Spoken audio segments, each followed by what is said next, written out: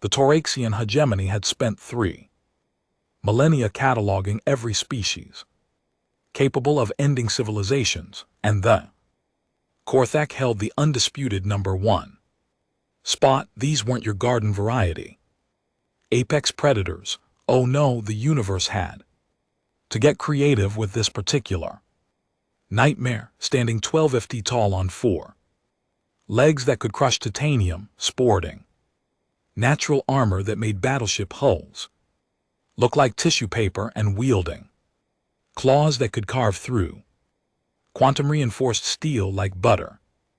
The Korthak were essentially biological weapons wrapped in an attitude problem.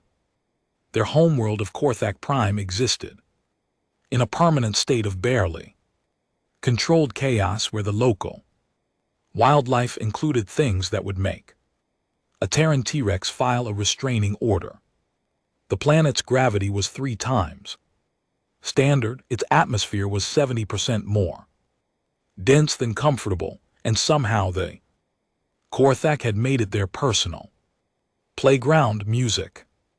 They'd conquered 17 star systems before lunch on most Tuesdays, and their idea of diplomacy usually involved demonstrating exactly how many ways they could dismantle your spacecraft while you were still inside it. Yet here was the galaxy's most delicious irony. These living engines of destruction had developed an inexplicable fondness for leaving their most precious possessions, their young, in the care of humanity.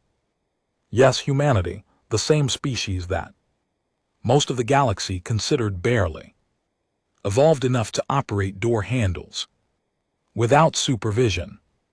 Zara Akefer adjusted her tool belt with the casual air of someone who'd long since stopped finding absurdity surprising, which was probably a job requirement when your daily routine involved preventing small creatures capable of accidentally demolishing city blocks from eating each other's homework. The sign outside her facility read Little Claws Developmental Center in 17 languages, though the Korthak translation roughly meant music place where small ones learn not to accidentally destroy everything they touch. The morning had started typically enough. 3 Korthak younglings had gotten into what humans would charitably call a disagreement music over breakfast, which had resulted in a small crater where the dining area used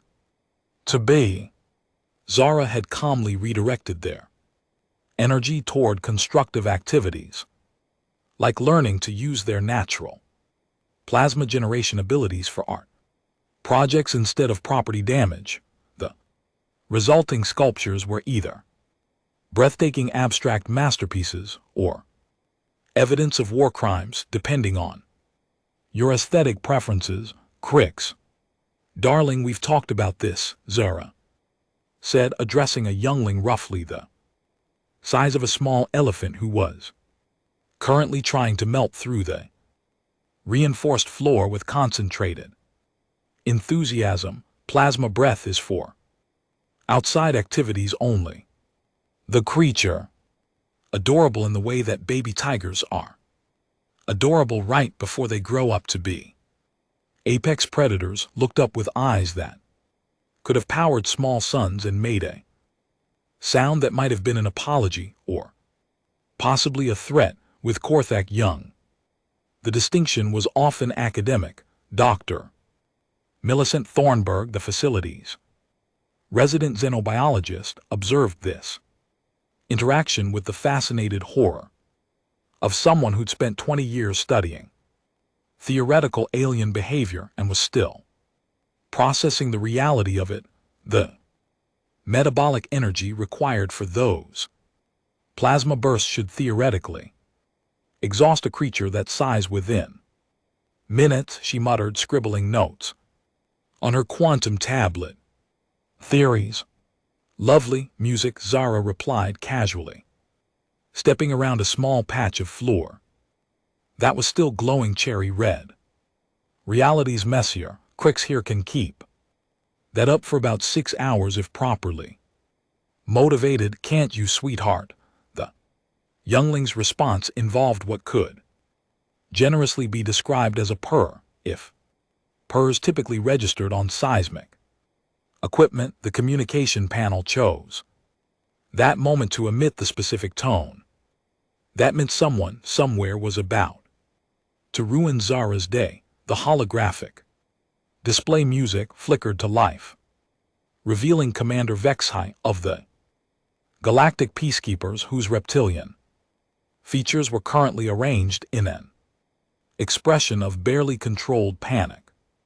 Miss Okafor, the commander began, his voice carrying the weight of someone delivering news that could start interstellar wars. We have a situation.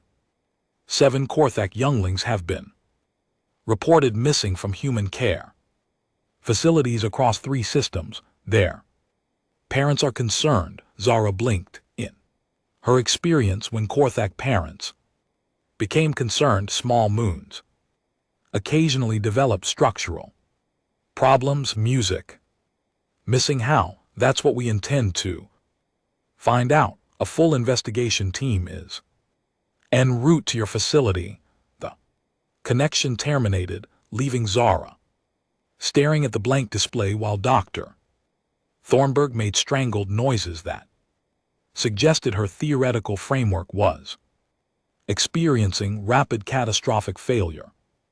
7 missing Korthak young, Thornburg whispered.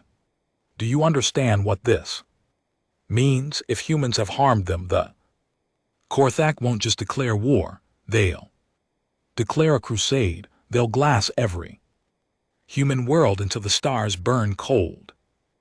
Zara, meanwhile, was checking her scheduling tablet with the expression of someone solving a mildly interesting puzzle. Music, 7 missing across 3 systems. She paused, consulting what appeared to be a standard administrative calendar.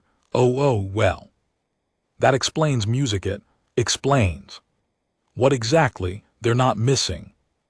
Millicent, they're on a field trip.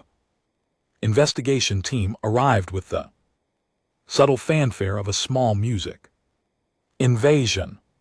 Commander HFY led the charge, followed by a diverse collection music of species representatives who'd apparently drawn the short straw on potentially civilization ending diplomatic incidents. They moved through the facility with the careful precision of bomb disposal experts, which wasn't entirely inaccurate given the circumstances. Behind them trailed a collection of recording equipment, translation matrices, and what appeared to be several different types of emergency medical devices. The team's cetacean representative was already composing what looked suspiciously like a last will and testament. Where are they? Commander HFY demanded, his claws extending music slightly in a display that would have sent most species diving for cover. Zara glanced up from where she was helping a youngling named Fex learn to control the intensity of his natural bioluminescence. Where are who? They missing Korthak young, 7 of them gone from human facilities. Oh, those 7, they're at the Kepler station Marine Biology Center learning about Earth-ocean ecosystems. Should be back Thursday. The silence that followed could have been bottled and sold as a recreational drug for species that enjoyed existential confusion. Dr. Thornburg cleared her throat. Perhaps we should explain the context. The context, interrupted Commander HFY, his voice rising to frequencies that made the facilities quantum stabilized. Windows vibrate. Is that the most dangerous species in known space? Entrusts their offspring to humans, and now those offspring are missing. The context is that we are potentially looking at the end of human civilization. As we know it, Zara considered this assessment with the thoughtful air of someone evaluating whether to have tea or coffee with lunch. Well, when you put it like that, I suppose it does sound concerning, but they're not missing their learning. There's a difference. She activated her communication panel, and within seconds, a cheerful holographic display showed 7 Korthak younglings apparently having the time of their lives in what appeared to be an enormous aquatic habitat. They were swimming alongside creatures that looked like a delightful cross between dolphins and small whales, their natural plasma generation creating spectacular light shows in the water. You see, Zara continued music. Conversationally, Korthak young are naturally curious about other ecosystems. Their homeworld is all lava, and crystalline formations very beautiful but limited biodiversity. So, we arrange educational exchanges. This particular group requested to study aquatic life forms. The investigation team stared at the display, watching as one of the younglings' creatures that could theoretically level city blocks gently nuzzled what appeared to be a earth-based sea turtle with the tender care of a devoted pet owner. How? Whispered the team's arachnoid representative. Is this possible?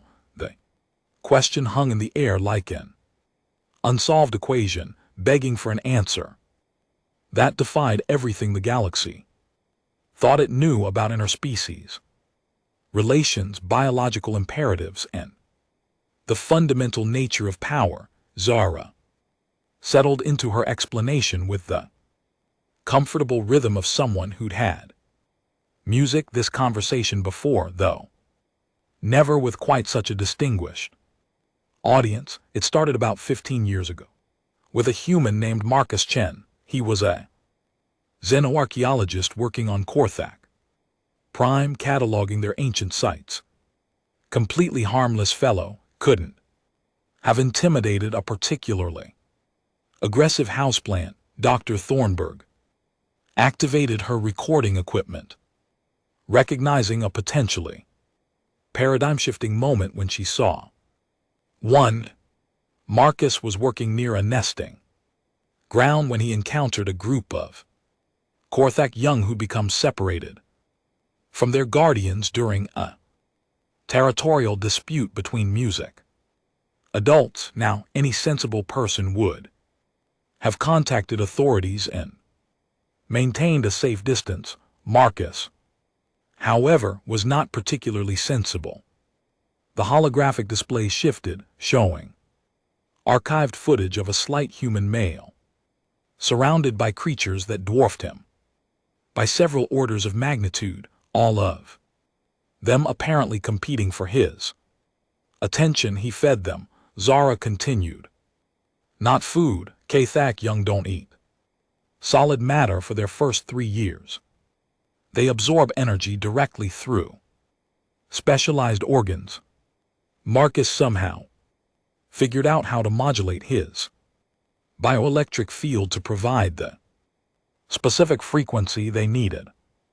Commander Vex High's claws retracted slightly. He fed them from his own life force and GT music and GT more or less. But here's the interesting part. Humans apparently generate bioelectric patterns that Korthak young find not just nourishing but calming. Our neural activity, our emotional states, even our sleep patterns create a resonance that helps regulate their development. The investigation team exchanged glances that suggested their understanding of galactic power dynamics was undergoing rapid reorganization. Within a week, Zara continued, those young had essentially adopted Marcus. When their parents finally tracked them down, they found them curled up around him like he was their personal heating unit, all of them healthier and more developed than Kathak young typically are at that age. She gestured toward her current charges, who were indeed clustered around the human staff members with obvious contentment. It turns out, Dr. Thornburg interjected, her scientific training finally catching up with the implications that human emotional complexity provides something that Kathak young need for proper psychological development. Our capacity for what other species consider contradictory emotions, love and frustration, music, protectiveness and exasperation, joy and exhaustion, creates a neural environment that accelerates their cognitive growth. You're telling us, said Commander Vex High slowly, that the most dangerous species in the galaxy trust humans with their young because humans are emotionally complicated. Essentially, yes. The silence that followed was profound enough that several philosophical schools would later date their foundational principles to this exact moment.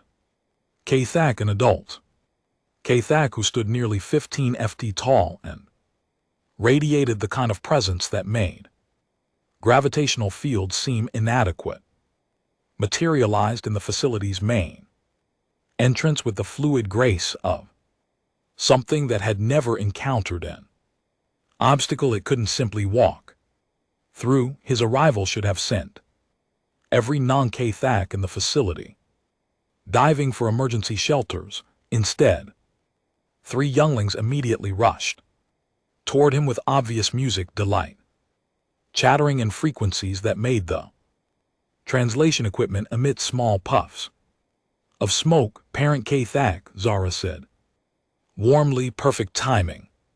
Your little ones have had quite an adventure today.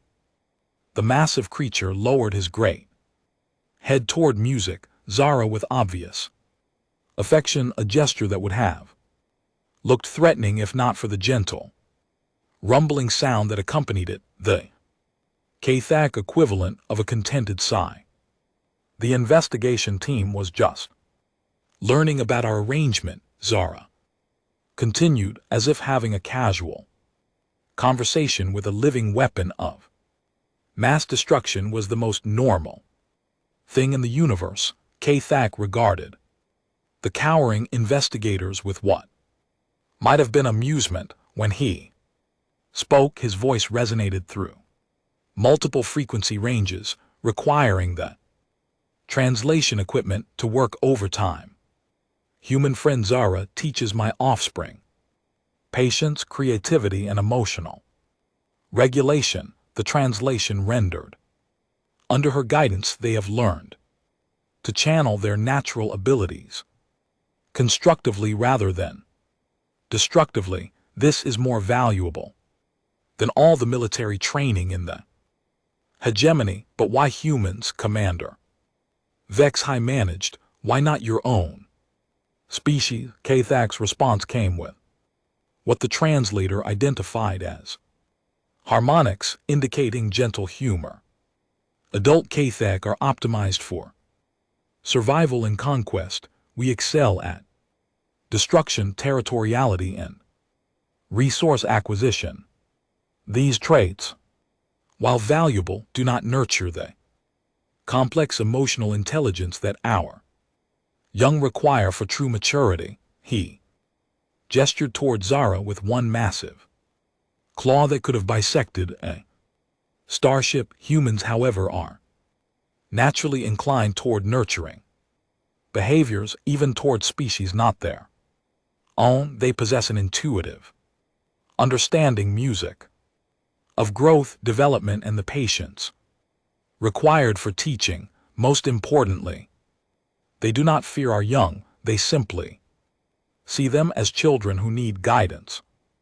Dr. Thornburg was scribbling notes furiously. The psychological profile makes sense. Humans evolved as social creatures with extended childhood periods.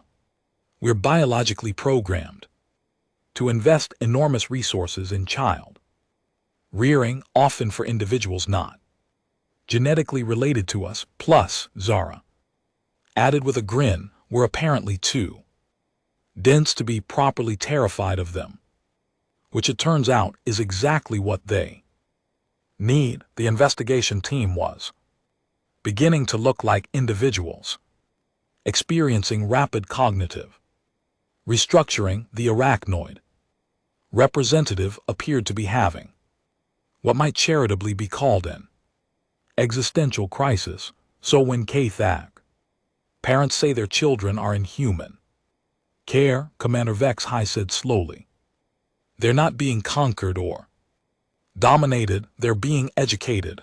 The finest education in the galaxy. K-Thag confirmed. Our young return to us with skills no K-Thag facility could provide: emotional intelligence, creative problem solving, and most importantly, the ability to choose when not to use their natural capabilities. As if to demonstrate this point, young Crix approached the investigation team with obvious curiosity instead of the casual destruction that might be expected from a creature of his capabilities. He simply settled nearby and began generating a soft, harmless light show that cast dancing patterns on the walls. Beautiful, isn't it? Zara said last month he would have accidentally melted through 3 floors trying to produce music that effect. Now he can modulate his plasma generation with artistic precision. Implications were staggering. The galaxy's most feared species wasn't just tolerating human influence on their young, they were actively seeking it out, recognizing that human caregivers could provide something that their own advanced civilization couldn't. How many facilities like this exist? Commander Vex High asked, his voice carrying the weight of someone whose entire worldview was undergoing reconstruction. 47 at last count, Dr. Thornburg replied, across 12-star systems, each one staffed primarily by human caregivers with waiting lists stretching decades into the future. Waiting lists? Oh yes, Zara confirmed. K-Thag parents compete intensively for placement in human facilities. It's considered the highest honor their society can bestow, having their children accepted into human care programs. The investigation team stood in stunned silence, processing the revelation that what they'd assumed was evidence of human subjugation was actually a privilege that the galaxy's apex predators fought each other to obtain. K-Thag's offspring had begun demonstrating various skills they'd learned under human tutelage: controlled energy manipulation, cooperative problem solving, and what appeared to be the K-Thag equivalent of artistic expression. Each display was a masterpiece of restrained power, channeled through the kind of emotional sophistication that would have been impossible without human influence. The irony, Dr. Thornburg observed, is that humanity's supposed weakness, our emotional complexity, our tendency toward nurturing behaviors, our inability to be properly intimidated, has become our greatest strategic asset. Commander Vex High was composing what would later become one of the most significant in galactic history. So when we ask why the most dangerous species trust humans with their young, the answer, Zara finished, watching as Crix successfully created a plasma sculpture that bore a striking resemblance to the Earth's solar system, is that we're the only species foolish enough to see baby monsters and think children who need Guidance instead of threats music, 2. Be contained. The investigation team departed with expressions suggesting they'd need significant time to process what they'd witnessed. Their report would eventually reshape galactic politics, though none of them realized it at the time. As the facility settled back into its routine, Zara reflected on the beautiful absurdity of it all. The galaxy's power structures were built on the assumption that strength dominated weakness, that advanced civilizations naturally conquered primitive ones, and that evolutionary fitness determined hierarchical position. But here they were living proof that sometimes the universe preferred a different kind of logic entirely. The most dangerous species in known space had voluntarily placed their most precious possessions into the care of creatures they could destroy without effort, recognizing that true strength sometimes meant knowing when to be gentle. The Kathak young continued their afternoon activities, their natural abilities channeled through human-taught emotional intelligence into something approaching art. Their plasma generation created cascading light shows that rivaled any sunset. Their strength was applied to careful construction projects, and their natural aggression had been transformed into competitive games that hurt no one. Zara smiled, watching Vex successfully music demonstrate the controlled bioluminescence he'd been practicing. Tomorrow would bring new challenges, new lessons, and probably at least one incident requiring the facility's insurance adjusters to update their risk assessment algorithms. But tonight the most dangerous children in the galaxy would fall asleep surrounded by humans who saw them not as weapons or threats, but simply as youngsters who needed someone to help them grow into the best version of themselves. And somewhere in the cosmic accounting system that governed interstellar relations, humanity had just discovered that their greatest music weakness might actually be their most devastating strength, the ability to look at the universe's nightmares and see instead someone's beloved children in need of a good education.